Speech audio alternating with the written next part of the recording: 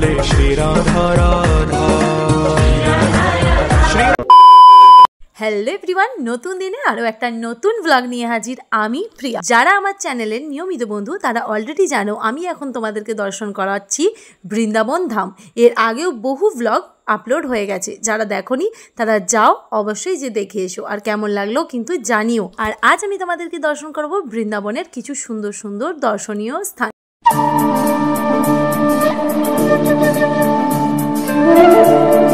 এখন তোমরা যে স্থানটি দর্শন করছো এই স্থানটার নাম হলো কেশি ঘাট। আর এই ঘাট নিধিবন থেকে 2 কিলোমিটার দূরে অবস্থিত। মান্যতা অনুসারে এটি বৃন্দাবনের খুব সুন্দর ও মহত্বপূর্ণ একটি ঘাট। দ্বাপর যুগে শ্রীকৃষ্ণ কেশি নামক ঘোড়াকে উদ্ধার করে এই ঘাটেই স্নান করেছিলেন। সেই থেকে এই ঘাটের নাম হলো কেশি ঘাট।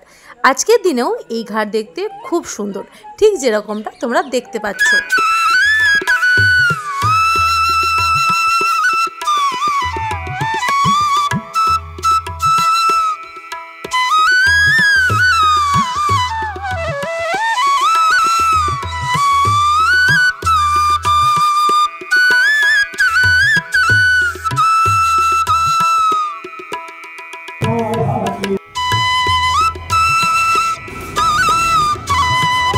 কেশিঘাট থেকে হাঁটতে হাঁটতে মা যমুনা নদীর পার হয়ে এখন আমি পৌঁছে গেছি শ্রী মদন মোহন মন্দিরে।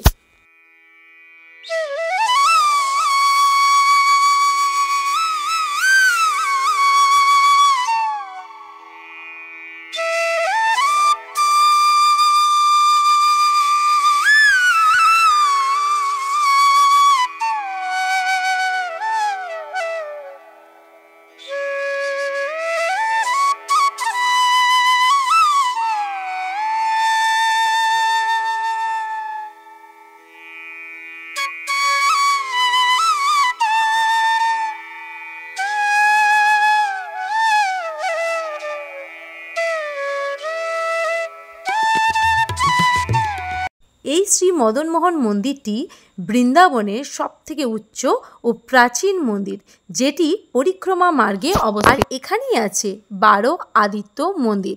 এই মন্দিরের কথা তখন থেকে শোনা যায় যখন ভগবান শ্রীকৃষ্ণ যমুনাতে কালিয়া দমন করার পর খুব ঠান্ডা লেগেছিল, তখন মাতা যশোদা এই স্থানে শ্রীকৃষ্ণকে নিয়ে এসেছিলেন। আর তখন ভগবান সূর্যদেব নিজের 12 রূপের সাহায্যে শ্রীকৃষ্ণকে গরম প্রদান করেছিলেন। মদনমোহন মন্দির দর্শন করার পরে আমরা চলে এসেছি কালীদহ মন্দির। আর এটি হলো সেই জায়গা যেখানে শ্রীকৃষ্ণ ভগবান কালিয়া নাগ হত্যা করেছিলেন। এই মন্দিরটি বৃন্দাবনের পরিক্রমা মার্গেই অবস্থিত। আর এই রকম দেখতে এই মন্দির, যেখানে শ্রীকৃষ্ণ কালিয়া নাগের মাথায় দাঁড়িয়ে আছেন। আর এই সেই পবিত্র কেলি কদম গাছ, যেটি থেকে ভগবান শ্রীকৃষ্ণ যমুনাতে ঝাঁপ দিয়েছিলেন। সেই সব দিনগুলিতে যমুনা নদী এইখান পর্যন্তই ছিল, কিন্তু এখন দূরে চলে গেছেন। আর এই গাছটি অনেক পুরাতন। কথায় আছে অমৃত কলস থেকে 1 ফোঁটা অমৃত এই গাছেই পড়েছিল, তাই এই গাছটি অমরত্ব লাভ করেছে।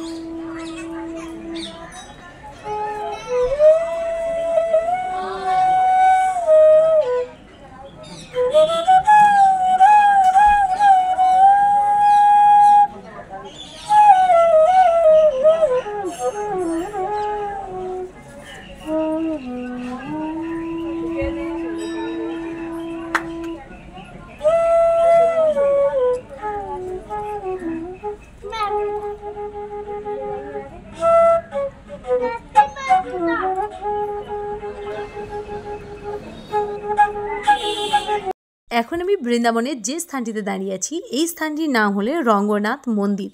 আর এই মন্দিরটি বৃন্দাবনের সবথেকে বড় মন্দির।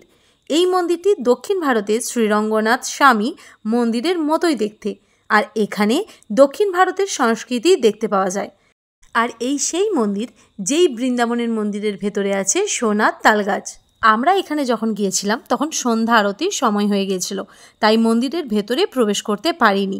এই সময় রাধারানী মন্দিরের ভেতর থেকে বাইরে বেরিয়ে আসেন এবং কৃষ্ণের সাথে দেখা করেন, তখনই সন্ধ্যা আরতি হয়ে থাকে। এই মন্দিরের চারপাশ দেখতে ভীষণ সুন্দর। চলো আমিও সেই সন্ধ্যা আরতি দর্শন করি আর তোমাদেরকেও দর্শন করাই।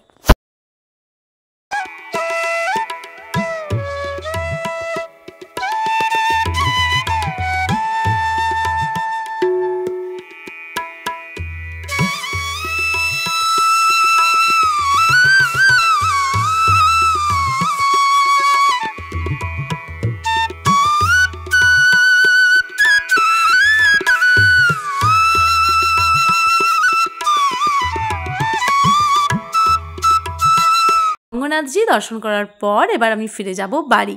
আর কাল আমি যাব প্রেম মন্দির দর্শন করতে, সেই ভ্লগও আসছে খুব তাড়াতাড়ি। তো চলো আজকের মতো ভ্লগটা এতটুকুই, দেখা হচ্ছে নেক্সট ভিডিওতে। যদি ভালো লেগে থাকে প্লিজ একটা লাইক করে চ্যানেলটা সাবস্ক্রাইব করে আমার পাশে থেকে। রাধে রাধে।